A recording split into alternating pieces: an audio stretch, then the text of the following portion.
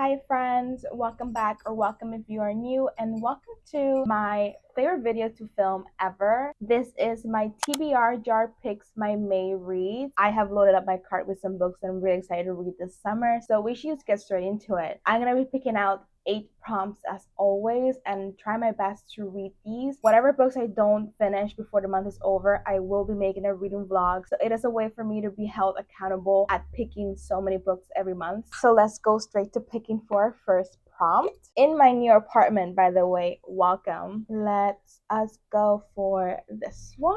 5-word title. I am very excited to read this, and it does have 5 words on the title. I just love the cover of this. It supposedly follows a family, a pretty broken family. I love a family exploration, so I am so intrigued by this one. But let us see if we have anything else. We also have The Night Will Be Long. This is another Europa Editions. Europa Editions is like the summer book for me. Really intrigued by this. This is Colombian literature, if I'm not mistaken. Yeah, a spellbinding novel about corruption deep in the foundations of the Latin American church. Sounds very good. I've had this on my TBR for a while. I saw the cover so long ago and I was so drawn to this cover, so I just bought it. So that's on the pile for sure. I could also read this. Oh my god, this is the second part of On the Calculation of Volume, but I really enjoyed the first part, and so I bought the second part almost immediately after, and I'm just really intrigued to see how this septology goes. I'm very curious about this one, so this is definitely going on the pile. Okay, is there anything else? I have already read this, but I put this one on the TBR card because I've been wanting to reread it for quite a hot minute. I am currently rereading Private Rights, and so I just really want to get to her first novel, especially since it has been a while since I read this one. I think it's been like 3 years, and the pages are yellowed spots. Like, it looks like it's at least 10 years old, but I don't know why it got so dinged up in my bookshelf. But I think this copy is around 3 years, maybe 4. I remember really loving it the first time around. I don't think I gave it 5 stars the first time I read it, but I think if I did read it right now, I would give it a 5 star. That is going on the pile. All right, so this is our humble little stack. Each book here has 5 words on their title, and this is a tough one. I want to read each and every one of these 4 books. I think I'm gonna go for On the Calculation of Volume Part 2, just because I read the first part quite recently, and I've heard that it's best to read Part 1 and Part 2 sort of like a pair. The ending of Part 1 got me really intrigued to continue the septology, like I said earlier, and so I've heard good things about Part 2 as well. Kind of like it tackles climate change and our impact on the world. So I'm really intrigued to see how that is done in a Groundhog Day literary fiction type of spins. This is gonna be our first book of June. I think I'm gonna set the books here just because I like you guys being able to see. Let's go for prompt number 2. Go for this one. Oh my god, yes, I love this prompt. This is translated fiction. I am a huge lover of literary translated fiction, so let's see what we got. I think this has to be translated, right? Perfect. This is translated from the Italian. Now that I'm looking at my cart, I think a big chunk of it is translated because this is translated and so is this. I know this one is translated from Taiwanese. Earlier we did establish that this is Colombian literature, so this is translated. This is translated from Japanese. Translated literature. We are literally left with just 4 books on the top tier that are not translated. That is insane. And I think the majority of this is also translated.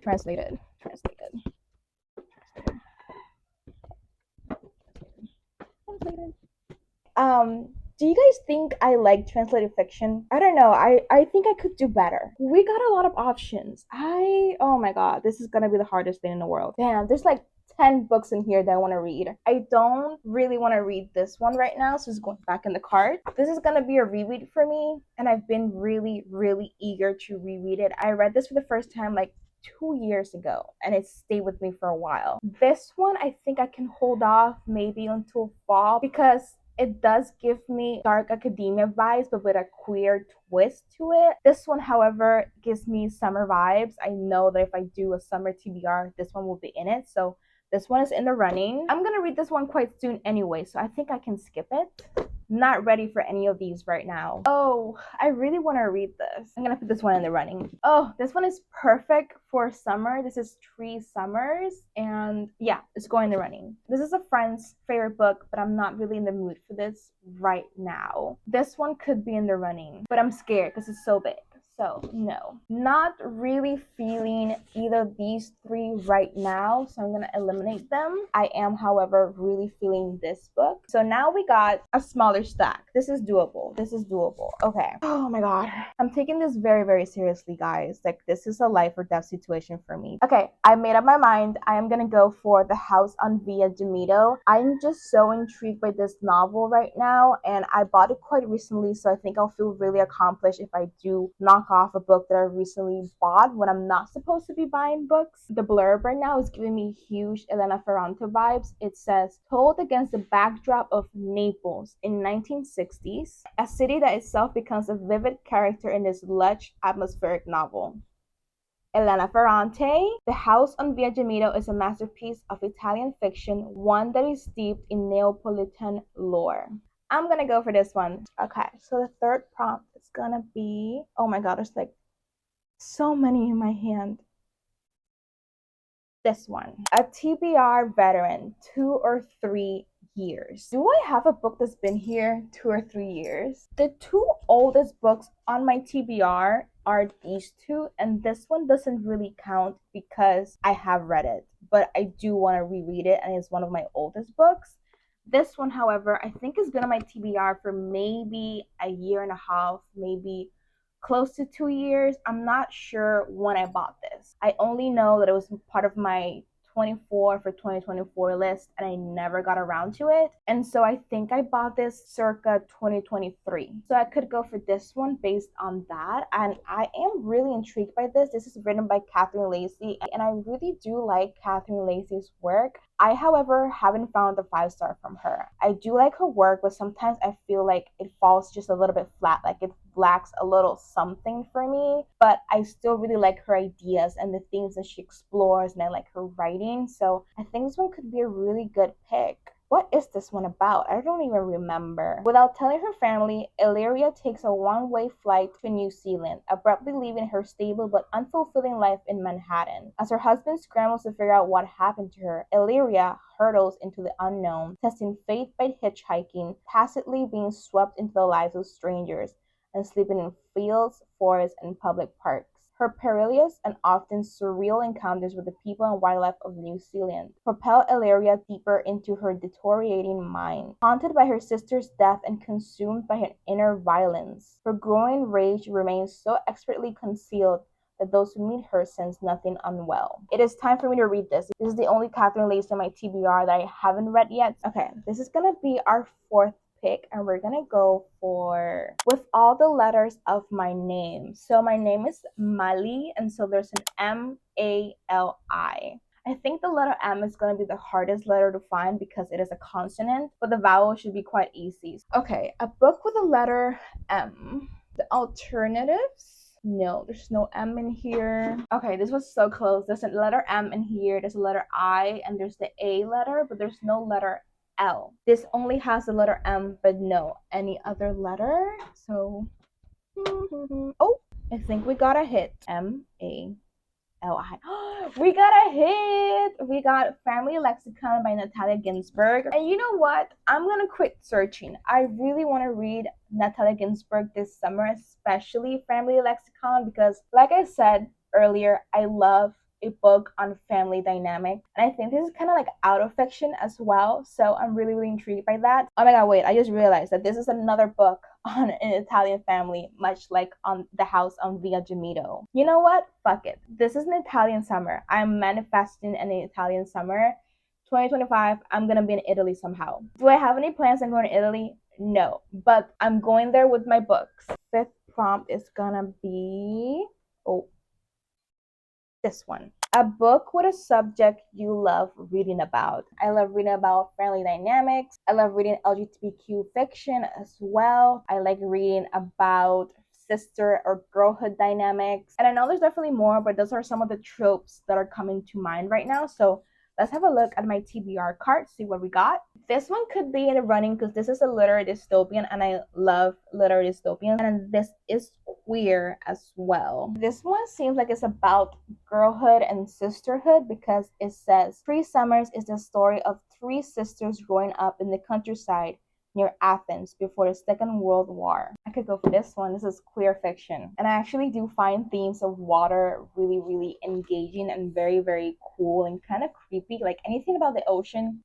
I'm reading, especially like in a little horror twist. I find it so creepy. I also pulled out Thirst for Salt. This is a book on toxic love. I absolutely do love that. I think it's kind of messed up of me to say, but I do like that exploration of having a first love and it being quite disastrous and learning to move past from that and learning to heal from that. I just really like how it's usually done in fiction, especially. This one could be a good one as well. Once again, I have a stack, and once again, I gotta choose. I think I'm gonna go for Our Wives Under the Sea. Like, this is not a book that's on my physical TBR because I have read this one, but like I said, I really want to read this one again. It's been so long since I last read this, so I do feel like I forgot a lot of the plot details and a lot of how this book goes, so I feel like I will be kind of reading it for the first time. This was the first Julia Arnfield that I fell in love with. She is one of my favorite authors. I have consistently rated her books 4 to 5 stars. Sixth prompt is going to be this little guy.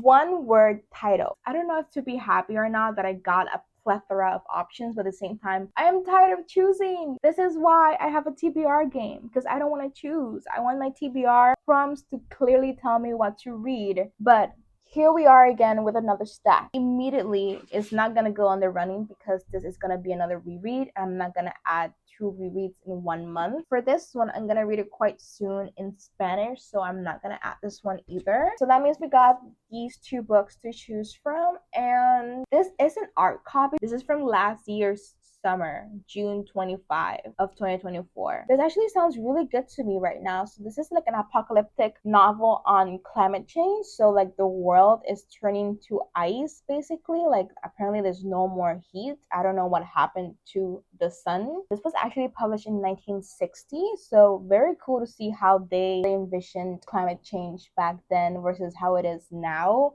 I don't think there's any chance of the world becoming too cold. In fact, it's becoming hotter and hotter every year, especially in the tropical island. Like, I swear to God, every year it gets hotter and hotter. Like, I currently have the fan on. So I do think I'm going to go for this one after all, especially since I don't have a literary dystopian in my stack right now. These are the last 2 pools, so let's hope for a good one. Oh my God, no, there's 2 of them in here. Been on my TBR for a month. These are all the books that I got in quite recently. None of these have been on my TBR for exactly a month, but there are the books that I bought just a little bit ago. For example, these 2 I bought during Independent Bookstore Week, and then this one I bought like 2 or 3 weeks ago and arrived earlier last week. I'm gonna go for this one. I mean, it has summer in the title and we are nearing the summer months, so I just have to go for this one. And I love all the pretty greens in here, and like we established earlier, this is a book about 3 sisters and I love reading about girlhood and sisterhood, so I'm just gonna go for this one. So we're on the very last prompt. This is so sad because I'm having such a blast, but it's time to choose our last book.